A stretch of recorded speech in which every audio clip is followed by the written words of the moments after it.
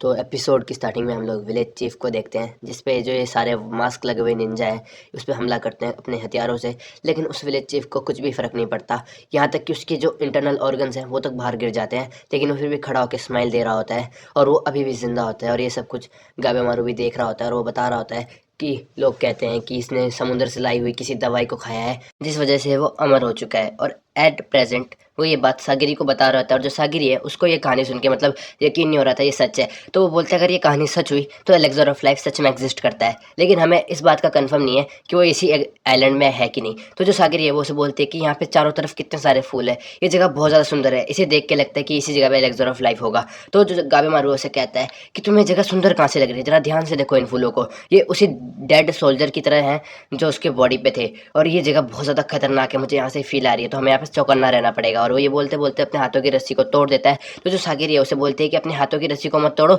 ये रूल्स के खिलाफ है। तो गाबेमार उससे कहता है कि कहीं तुम पागल वागल तो नहीं हो, तुम्हें अच्छे से पता है कि उन लोगों ने हमें बस 3 दिन का खाना दिया है और उस एलेक्सर ऑफ लाइफ के फ्रूट की फोटो, और वो ऐसे में चाहते हैं कि हम लोग उसको ढूंढे। ये बहुत ज़्यादा मुश्किल काम है, मुझे अपने हाथ तो खुले रखने दो। लेकिन वो उसकी बात नहीं सुनते, उसकी गर्दन पे मतलब तलवार रख देती है और बोलती है कि मुझे नहीं पता, तुम्हें अपने हाथ बांधने ही पड़ेंगे, और अगर तुम्हें रूल्स से प्रॉब्लम है तो तुम भूल जाओ कि मैं तुम्हारी मदद करने वाली हूँ तुम्हारी वाइफ को ढूंढने में। और ये बात सुन के वो उसकी बात मान जाता है और अपने हाथों को बनवा रहा होता है, लेकिन तभी गाबेमारू पे हमला हो जाता है। और ये हमला क्या होता है उसी रेड फेस वाले बंदे ने, जो कि बहुत ज़्यादा खतरनाक है। और हम लोग देखते हैं जो इसके साइड वाला समुराई है उसने उसके हाथ नहीं बांधे होते हैं, और यहाँ पे जो गाबेमारू है वो उसके हमले से जिंदा बच गया होता है। और वो उससे पूछता है सागिरी से कि ये क्या था। तो जो सागिरी है वो बताती है कि इसका नाम जो है ट्विस्टेड कैनिन है, और ये काफ़ी ज़्यादा खतरनाक बंदा है, और इसे ऑब्सेशन है दूसरों के मतलब हथियारों से। ये जिन भी सोल्जर्स को मारता है ये उनके हथियारों को रख लेता है, और रूमर्स कहती हैं कि इसके पास 100 से भी ज़्यादा वॉरियर्स के वेपन्स हैं, और ये बहुत ज़्यादा खतरनाक बंदा है। तो गाबेमारू कहता है कि मैं इस बंदे के बारे में नहीं पूछ रहा हूँ, मैं ये पूछ रहा हूँ कि इसके हाथ खुले हुए क्यों हैं। तो जो सागिरी है वो सही में देखती है कि उस बंदे के हाथ खुले हुए हैं, और उसका साइड वाला समुराई भी उसके हाथों को कुछ नहीं कह रहा होता देख के।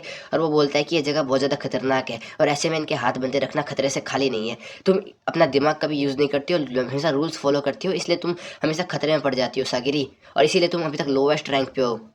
तभी हम लोग देखते हैं जो रेड फेस है वो अपने हथियारों को निकाल लेता है और बोलता है गाबेमारू से कि तुम मेरी टेस्ट डमी काफ़ी अच्छे बनोगे गाबेमारू। और गाबेमारू पे हमला करने के लिए आ जाता है, और जब गाबेमारू उससे हमला करने के लिए आगे बढ़ रहा होता है तो सागिरी से बोलते हैं कि अपने हाथ बांध लो। अरे यू किडिंग सागिरी, ये बहुत ज़्यादा खतरनाक सिचुएशन है। और वो बंदा गाबेमारू पे हमला कर देता है और उस पर अपने सारे हथियारों से हमला करता है। लेकिन जो गाबेमारू है वो बिल्कुल ही सख्त लौंडा है, वो अपने हाथों को बांध रहा होता है, उसे कुछ फर्क ही नहीं पड़ रहा होता है। और ये देख के तो रेड फेस की भी फट जाती है, और वो उस पर काफ़ी ज़्यादा हमला कर देता है, मतलब अपने सारी तलवारों को उसके ऊपर फेंक देता है, और वो गाबेमारू पे हमला कर ही देता है। लेकिन जो गाबेमारू है वो अपने टांगों से उसकी मतलब एक तलवार को उसी की तरफ वापस से फेंक देता है, जिससे कि उसको चोट लग जाती है और वो नीचे गिर जाता है, और लोगों को लगता है कि इसने इसको मार दिया। पर तभी वो रेड फेस खड़ा होता है और बोलता है कि अभी तो मैंने शुरू करा है। लेकिन गाबेमारू को एक जोक लगता है, क्योंकि वो उसको वहीं पे खत्म कर देता है, उसके स्टार्ट को वहीं पे एंड कर देता है। और सागिरी से बोलता है कि देखो मैंने अपने हाथ अभी भी बांध रखे हैं, तो चलो हम लोग एलेक्सर ऑफ लाइफ को ढूंढने चलते हैं। और सागिरी भी इसकी फाइट को देख के हैरान हो जाती है, और जो वो सैड वाला समुराई है वो उस रेड फेस के गर्दन को काट लेता है और बोलता है कि अब मैं फ्रीली यहाँ से जा सकता हूँ घर वापस, क्योंकि अब मेरे पास सबूत है कि ये मर चुका है। और तो सागिरी उससे बोलते हैं कि 60 लोग मिसिंग है, तो अपना ध्यान रखना वापस जाते टाइम। तो वो बंदा बोलता है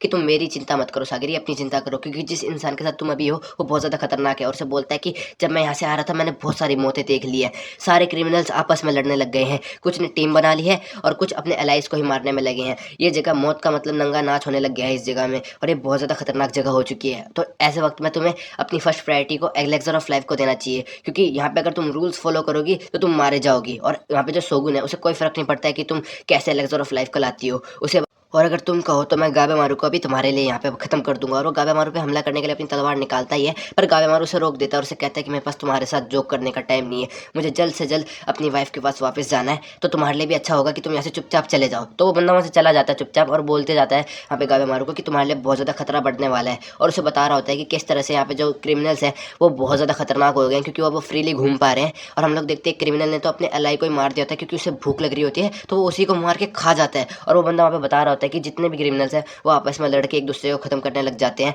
और यहाँ पे बहुत ज़्यादा मतलब खतरनाक डेडली सिचुएशन बन चुकी है। और जो बाकी क्रिमिनल्स थे वो अपने एलाइज को मारने की ट्राई कर रहे थे, उनके एलाइज ज़्यादा स्ट्रॉन्ग थे, तो उन लोगों ने उनको ही मार दिया। और यहाँ पे बहुत कम लोग बचे हैं, पर वो बहुत कम लोग भी बहुत ज़्यादा स्ट्रॉन्ग है।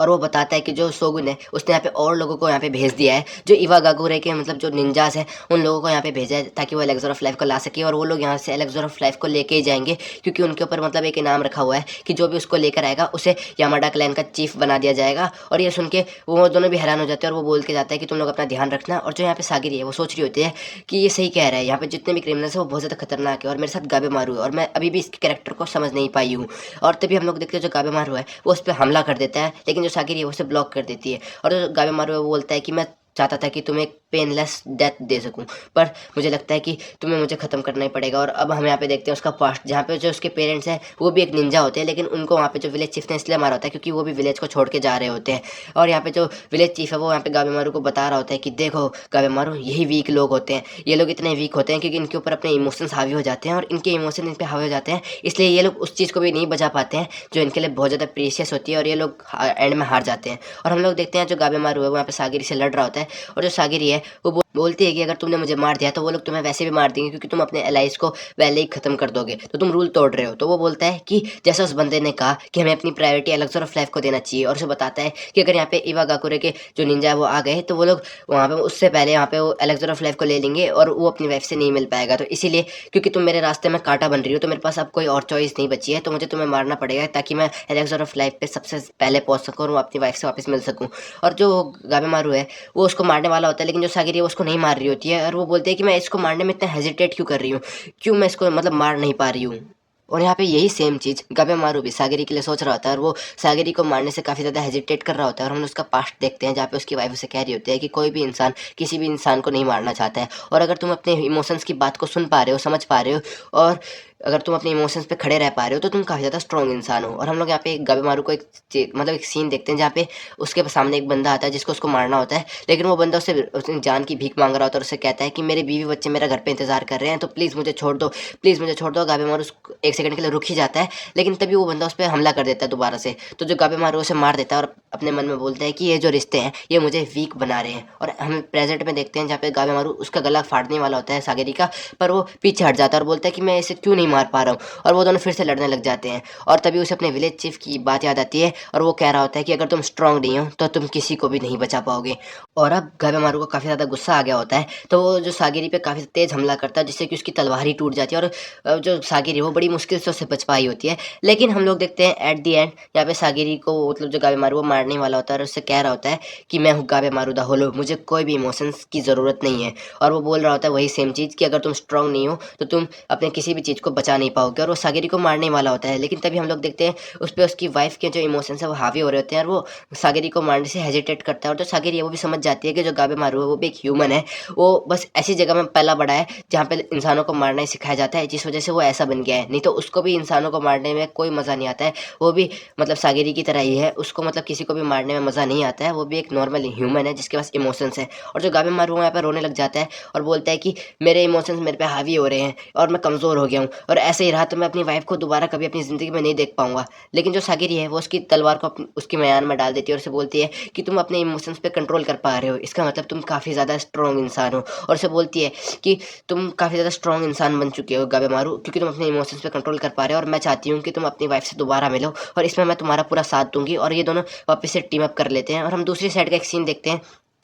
एक क्रिमिनल और एक उसके समुराय को देखते हैं, और वो दोनों वहाँ से जब जा ही रहे होते हैं उनको सब कुछ अजीब अजीब लग रहा होता है वहाँ पे। और वहाँ पे हम लोग देखते हैं कि एक बटरफ्लाई ने उस क्रिमिनल के हाथ में बाइट कर लिया होता है, और जब वो क्रिमिनल उसकी शक्ल को देखता है उस बटरफ्लाई की, तो वो उसको मतलब एकदम से डर लगता है और उसको वही वाला फेस याद आता है उस बंदे का, उस डेड समुराय का, और वो अपना हाथ जल्दी से काट देता है। और ये देख के जो उसका समुराय है उसे कुछ समझ नहीं आता और उससे बोलता है कि तुमने ऐसा क्यों करा, तो वो उसे बोलता है कि उधर देखो, ये कीड़े जैसे जब इंसान जैसी शक्ल वाला कीड़ा हमारी दुनिया से नहीं है, ये बहुत ज़्यादा खतरनाक चीज़ है, हमें यहाँ पे बच के रहना पड़ेगा, यहाँ पे एक छोटी सी गलती हमारी मौत का कारण बनेगी। और हम लोग देखते हैं यहाँ पे जो उसका हाथ है वो फ्लावर में कन्वर्ट हो जाता है, और अभी हम लोग देखते हैं इन पे काफ़ी सारे जो कीड़े हैं जिनकी शक्ल ह्यूमन जैसी ही है वो उन पे हमला करने आ जाते हैं, और यहाँ पे उनको भूकंप सा फील होता है। और हम लोग देखते हैं यहाँ पे बहुत सारे कीड़े और यहाँ पे एक बहुत बड़ा मॉन्स्टर वहाँ पे आ जाता है जिसकी वजह से इनको भूकंप महसूस हो रहा था, जिसकी आंखों की जगह पैर हैं। और अब यहाँ पे इन दोनों की तरफ भी ये काफ़ी सारे मॉन्स्टर आ गए होते हैं। यहाँ पे इनके सामने एक मॉन्स्टर आता है जिसके 6 हाथ हैं और जो मछली जैसी शक्ल का है, और जो गाबे मारू है वो सागिरी से बोलता है कि तुम पीछे रहो। और हम लोग देखते हैं इसी के साथ ही एपिसोड यहाँ पे खत्म हो जाता है। और गाइस एपिसोड 3 में एपिसोड 3 तो खत्म हो गया, एपिसोड 4 जल्दी लेके आऊँगा, तब तक के लिए बाय।